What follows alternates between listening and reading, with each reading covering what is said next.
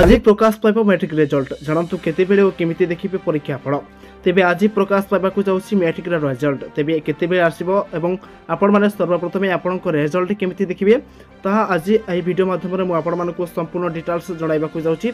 तेबे संपूर्ण डिटेल्स जानिबा पय वीडियोटी को बिना स्किप कर शेष जाय निहाती देखंतु हेले ता पूर्व जदि आपण माने हमर चैनल को प्रथम थर पय आसीजंती एवं ए पर्यंत चैनल को सब्सक्राइब कर नांती तेबे चैनल को फटाफट सब्सक्राइब कर नियंतु एवं पाखर थवा बेल आइकन को प्रेस करके ऑल नोटिफिकेशन सेट कर रखंतु जा द्वारा आपण माने एही पली नोना लेटेस्ट अपडेट नोटिफिकेशन आमरी चैनल माध्यम रे सर्वप्रथमे पाई परिबे तेबे बंधुगण चलंतु अपडेट नगरी संपूर्ण अपडेट पर नजर पकेइबा। ओडिशा माध्यमिक शिक्षा परिषद बोर्ड द्वारा परिचालित मैट्रिक परीक्षा आज प्रकाश पाइबाकू जाउछि रिजल्ट प्रकाश नहीं बोर्ड पक्षर प्रस्तुति चूड़ांत पर्यायर पहुंचीथिबा बेले शुक्रवार अपराह्न 4टारे कटक स्थित बोर्ड कार्यालय रे रिजल्ट घोषणा हेबो। संध्या 6टा पर छात्र छात्री माने बोर्ड ऑफिशियल वेबसाइट www.bschodisha.ac.in एवं www.orisaresults.nic.in रे निज निजर परीक्षा फल देखि पारबे एवं एही वेबसाइट मु हमर डिस्क्रिप्शन बॉक्स रे मध्ये देइजी आपण माने सेटा को क्लिक करिकि निज रिजल्ट चेक करि पारबे। छात्र छात्री माने समान को रोल नंबर एवं जन्म तारीख व्यवहार करी वेबसाइट रे फलाफल जांच करि पारबे। छात्र छात्री या सहित एसएमएस माध्यम रे मध्ये रिजल्ट जानिबार सुविधा बोर्ड पक्षर उपलब्ध कराजिबो।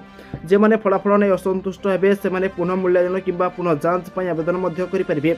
चलित वर्ष फेब्रुआरी 21 तारीख में मैट्रिक परीक्षा आरंभ होता राज्य में होता 3133 परीक्षा केन्द्र में मोट 5,22,336 परीक्षार्थी परीक्षा देते 30 जिले में 3,133 परीक्षा केन्द्र सह 314 नोडाल सेंटर व्यवस्था कर सब सेंटर में सीसीटीवी लगी कॉपी रखापी 4 स्तरीय स्क्वाड व्यवस्था होता तेबे आपण को यह रिजल्ट को लेकिन किसी ओरीड हबार ना